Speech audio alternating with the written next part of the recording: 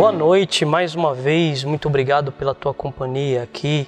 Agora nós já estamos avançando, estamos no nosso quarto dia, dos nossos 9, nós estamos já no quarto, quase alcançando, aliás, metade de 9 é 4,5. Então, já estamos na metade, a metade das nossas formações, Então, muito obrigado a você que está participando conosco. Lembrando sempre que o intuito aqui é fazer uma série de 9 episódios, como uma novena de formação para nós, para aprofundarmos um pouco mais na história das aparições de Nossa Senhora de Fátima e também para recebermos um pouco da formação da nossa igreja, da nossa doutrina, entendermos o que a igreja fala sobre alguns assuntos. Convido você para iniciarmos esta formação. Vamos rezar. Feche os seus olhos, se sentir à vontade, feche os seus olhos, se coloque em oração. Peça ao Senhor para que venha visitar o teu coração agora. Se entregue nas mãos da Virgem Maria. Ó Virgem Maria, nós te entregamos a nossa vida, queremos ser totalmente teus. E nós te pedimos esta graça, ó Mãe, de amarmos a Igreja profundamente, de amarmos os teus padres, bispos, papas, amarmos a história da nossa Mãe Igreja. Ó Santíssima Virgem Maria, ensina-nos a amar a Igreja assim como nós amamos o Teu Filho, como uma coisa única. Nós te pedimos esta graça. Te pedimos a graça de nos entregarmos por esta Igreja, de crer que ela é santa, que ela é única, crer que ela brotou do coração do Teu Filho. Nós te pedimos, ó Mãe, Ave Maria, cheia de graça, o Senhor é convosco. Bendita sois vós entre as mulheres, bendito é o fruto do vosso ventre, Jesus. Santa Maria, Mãe de Deus, rogai por nós, pecadores, agora e na hora de nossa morte. Amém. Nossa Senhora de Fátima, rogai por nós. Antes de iniciarmos a nossa formação, quero pedir mais uma vez a você, se você que está assistindo ainda não é inscrito, se inscreva no nosso canal, ative também, a todos que são inscritos, ative o sino de notificações, curta e compartilhe estas formações com todos aqueles que você conhece, para que possam receber também esta formação. Então, vamos dar seguimento neste quarto dia. Para iniciarmos, eu quero ler aqui um relato de uma das aparições. Nós sabemos que nós vamos falar ao longo das formações, Nós sabemos que o mistério de Fátima, o mistério das aparições de Fátima, elas nos deixam 3 segredos, Um segredo, ele é dividido em 3 partes, e eu quero ler aqui a terceira parte do primeiro segredo de Fátima, que Lúcia escreveu muito depois, em 1944, em obediência ao bispo de Leiria. Lúcia escreveu a última parte do segredo que permanecia ainda guardada no seu coração. Vamos então ao relato. Vimos ao lado esquerdo de Nossa Senhora, um pouco mais alto, um anjo com uma espada de fogo na mão esquerda. Ao cintilar, despedia chamas que pareciam incendiar o mundo, mas apagavam-se com o contato do brilho que da mão direita expedia Nossa Senhora ao seu encontro. O anjo, apontando com a mão direita para a terra com voz forte, disse: penitência, penitência, penitência. E vimos numa luz imensa, que é Deus, algo semelhante a como se veem as pessoas no espelho quando lhe passam por diante. Um bispo vestido de branco. Tivemos o pressentimento de que era o Santo Padre.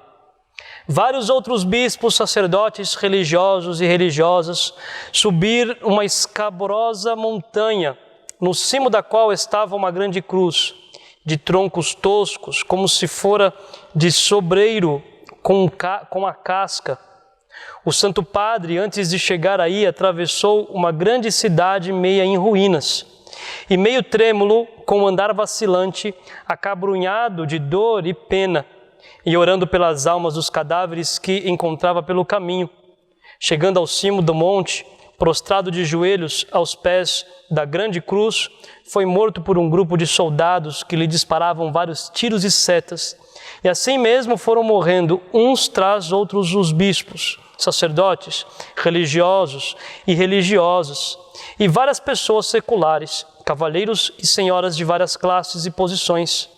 Sob os 2 braços da cruz estavam 2 anjos, cada um com um regador de cristal em sua mão.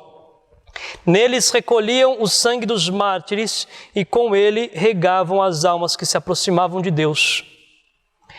Isto não digais a ninguém, ao Francisco sim, podeis dizê-lo.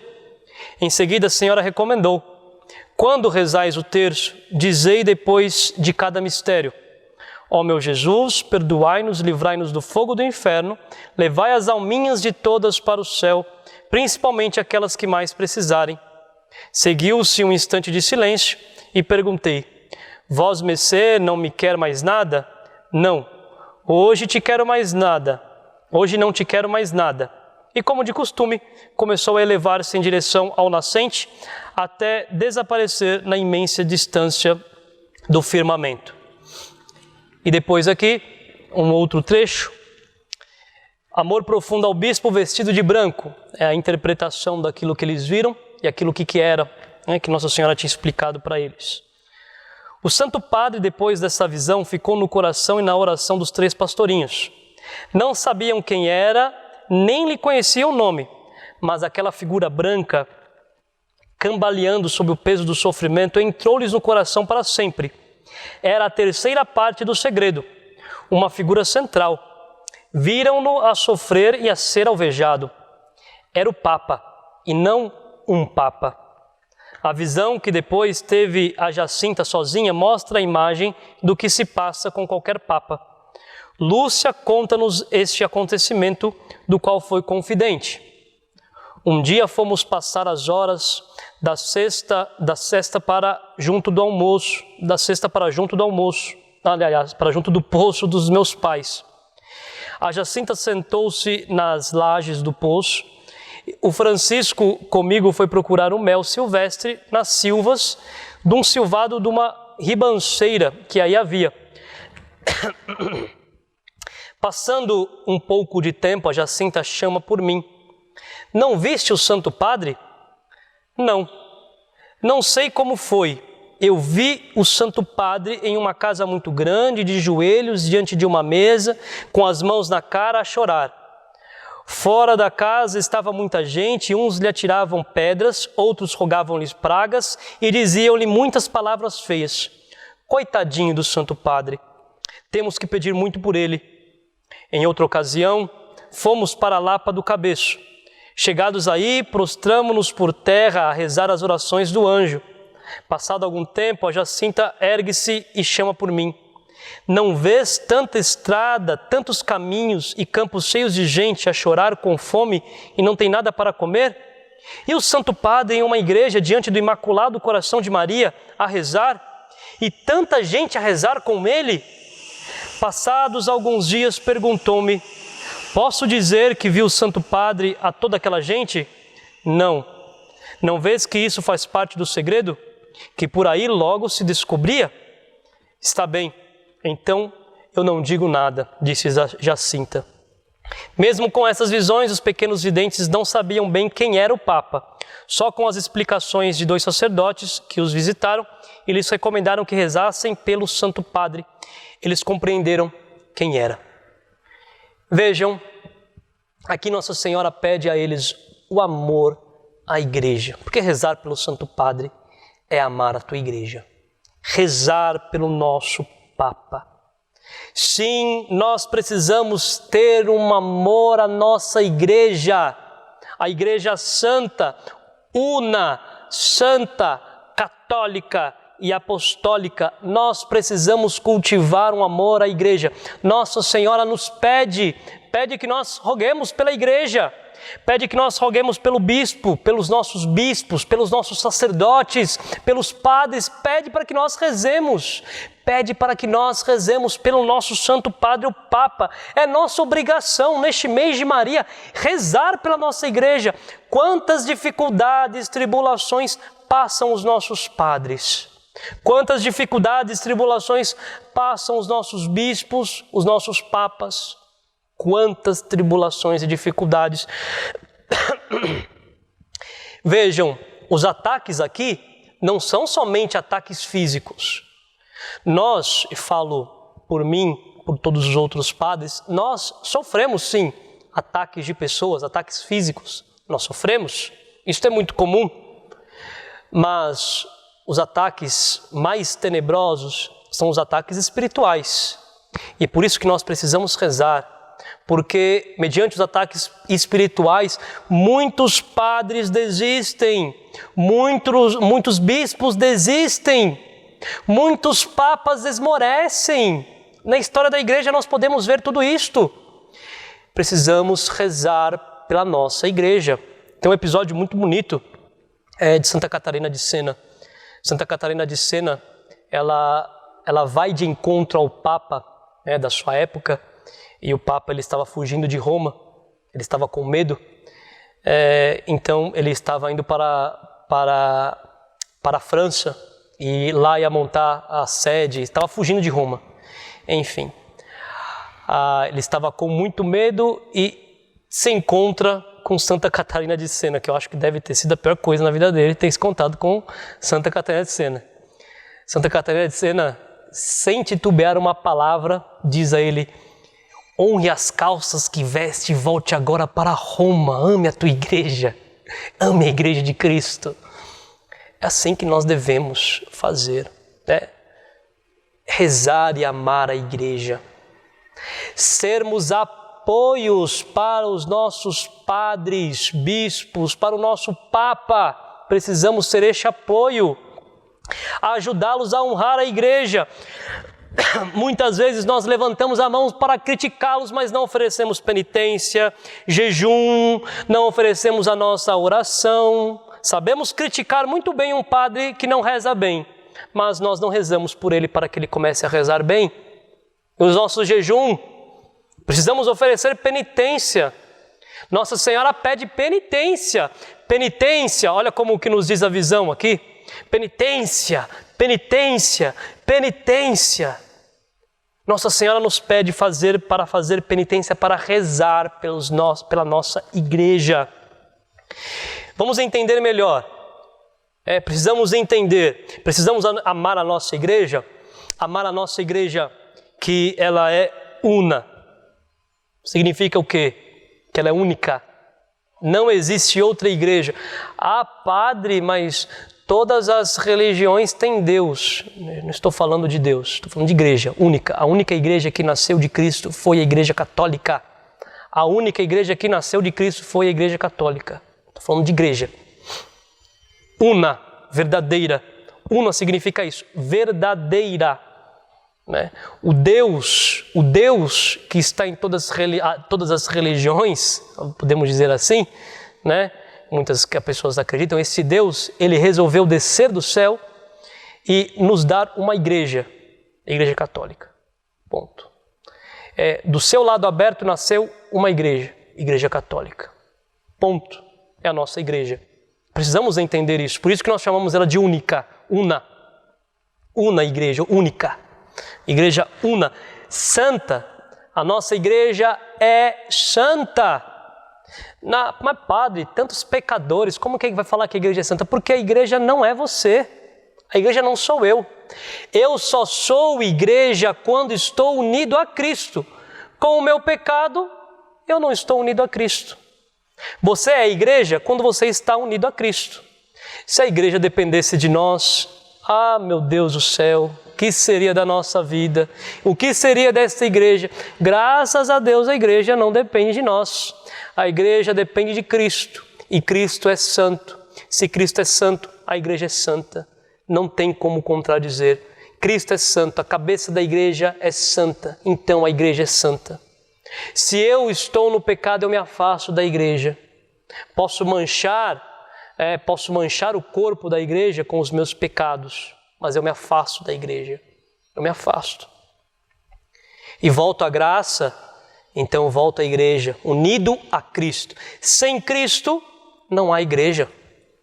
A igreja se faz em Cristo, a nossa igreja se faz em Cristo. Longe de Cristo não há igreja. Aquela famosa frase que às vezes é tida aí por muitos como polêmica, né? Longe da igreja não há salvação. Sim, longe da igreja não há salvação. Sabe por quê? Porque longe de Cristo não há salvação. Ah, padre, mas tem muitos aí que acreditam, que são mais fiéis. Sim, mas nós precisamos entender o seguinte, a igreja, ela não é terrena. A ideia que nós temos ainda é muito terrena. A igreja não é terrena. Aqui na terra, ela é um grande sinal daquilo que nós teremos no céu, da igreja celeste. A igreja terrena é um grande sinal da igreja celeste. Portanto, nós cremos que todos aqueles que entrarem no céu, eles vão entrar na igreja. Independente de quem entrar no céu, não tem como entrar no céu e não entrar na igreja. Seja quem for. Pode ser de outra crença, pode ser alguém que tenha outra crença, né? E ainda, né? Outras pessoas de outras crenças podem alcançar o céu? Lógico que podem. Eu não estou falando de céu, estou falando da nossa igreja. Que nós precisamos aprender a amar, né? Outras pessoas de outras religiões, seitas, enfim, elas podem chegar ao céu? Sim, elas podem, porque Deus olha a retidão e a pureza da pessoa que busca a verdade, né? E onde ela estiver, se ela busca a verdade, se verdadeiramente, com retidão, ela busca a verdade, se ela busca a verdade, sim, ela pode entrar no céu. Mas somente nessas condições. A pessoa não busca a verdade, nem se a pessoa for católica, você pode viver uma vida de missas, mas se você não busca a verdade, se você quer vir à missa só para cumprir um preceito, para livrar a sua consciência, se não busca a verdade, se não busca a conversão, a mudança de vida, se não busca seguir os passos de Cristo, se não busca ser reto, então não adianta, não verá Deus, não tem Deus, né? Não tem vivência na igreja celeste. A nossa meta aqui é viver na igreja celeste. Se a retidão no nosso modo de procurar a Cristo, se ela não há, se não há essa retidão no nosso modo de procurar a Cristo, de nada nos vale a nossa caminhada na igreja. Agora, seja certo de que aqui na nossa terra a primazia da graça, né, ela vem na Igreja Católica Apostólica Romana. Ela vem nessa igreja. A primazia da graça de Deus, ela vem na nossa igreja. Porque Cristo não fundou outra igreja, mas ela fundou a nossa Igreja Católica.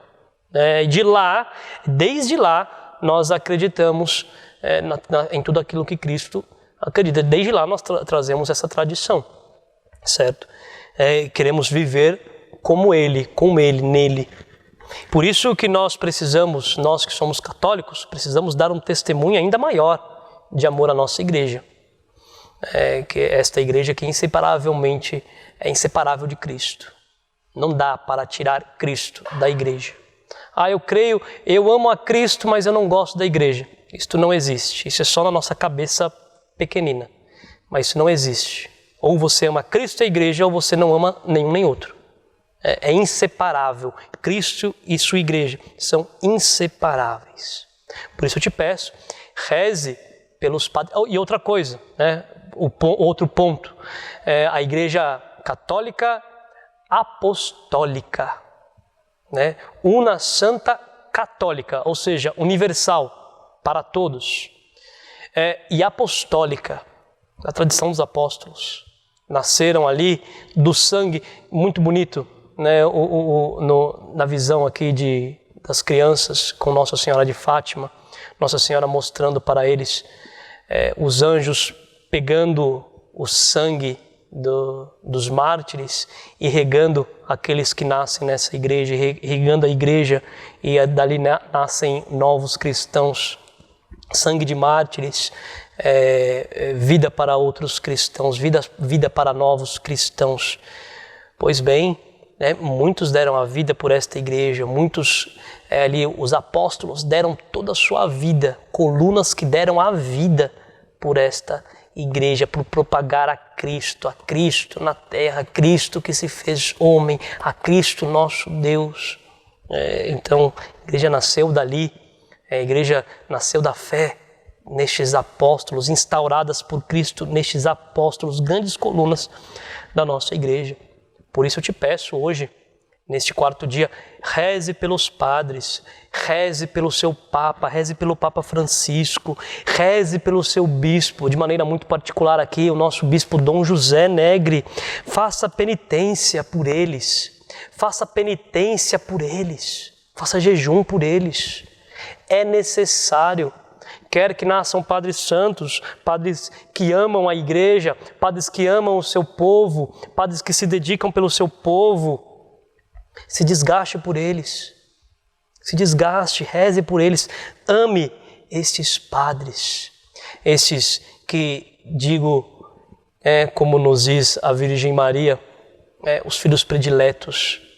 Numa das devoções de Nossa Senhora, daquelas do cenáculo, do Padre Golbe, e Nossa Senhora não é nenhuma revelação, não é uma revelação particular, não é uma revelação da igreja, é uma revelação particular, mas eu creio. Nossa Senhora fala que os padres são seus filhos prediletos, os filhos prediletos, porque nos padres está ali Jesus Cristo. Eles se configuram a Jesus Cristo cabeça, ao Filho, se configuram ao Filho dela. Os padres são os filhos prediletos da Virgem Maria. Reze por estes filhos prediletos, porque onde o demônio quer derrubar, o primeiro lugar onde o demônio quer acabar, onde ele quer entrar, é dentro da igreja. Certo que nós temos a certeza, certo que nós estamos, daquelas palavras de Jesus Cristo, que as portas do inferno não prevalecerão a igreja. Não vai. Mas precisamos rezar, porque os ataques, as tentações, o demônio são grandes com os nossos padres. A investida do demônio é muito grande para com os nossos padres. Então reze por eles.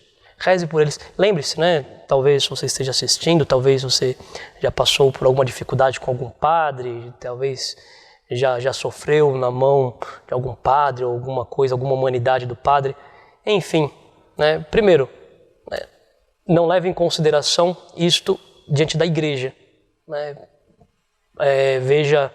Veja a humanidade do padre, não veja o padre, não veja a igreja, não julgue todos os padres. Pronto. E outra, reze por ele, reze por este padre, perdoe este padre e reze por ele para que ele seja santo, porque nós precisamos alcançar o céu.